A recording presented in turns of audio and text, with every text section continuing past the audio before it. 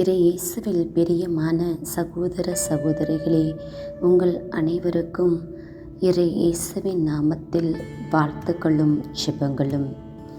இன்றைய நற்செய்தி வழியாக இறைமகன் இயேசு கிறிஸ்து நம்மிடம் பேச உள்ளார்.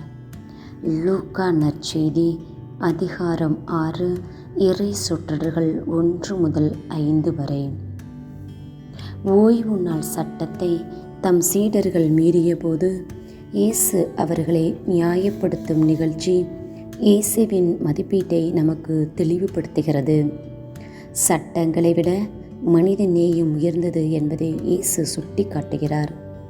அதற்கு பழைய ஏற்பாட்டையும் யூதர்கள் பெரிதும் மதித்த தாவீது அரசரையும் மேற்கோள் காட்டுகிறார். ஓய்வு நாள் மானிட மகனுக்கு கட்டுப்பட்டதே என்று தெளிவுபடுத்துகிறார்.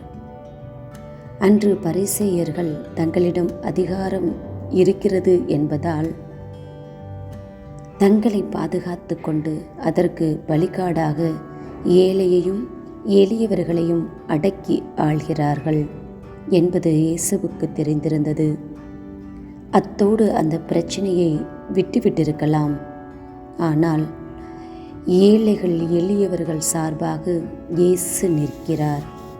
ஆம், மனிதனை பாதுகாப்பதற்காகவே சட்டங்கள், அவற்றை நாம் கடைபிடிக்க வேண்டும். அதே சட்டம் வாழ வைக்காமல் சாக வைக்குமானால் அந்த சட்டத்திற்கு எந்த பயனும் இருப்பதில்லை. சட்டங்களை மிகைப்படுத்தும் போது மனிதன் தன் விடுதலையை இழந்து விடுகிறான். அப்படி இருக்க அனைத்துமே தவறாகத்தான் தெரியும். எனவே இன்று நாமும் ஜாதி, இன, மொழி, உயர்ந்தவர், தாழ்ந்தவர், ஏழை, பணக்காரர் என்று பாராமல் அனைவரையும் சகோதர சகோதரிகளாக கருதி சேவை செய்ய வேண்டும். அன்பே அனைத்திலும் மேலானது.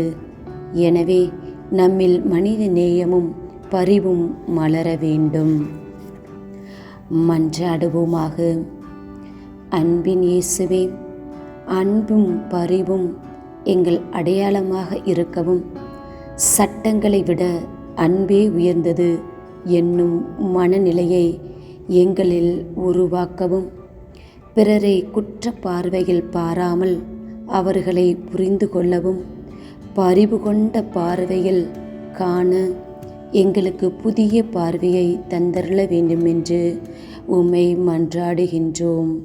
ஆமேன்.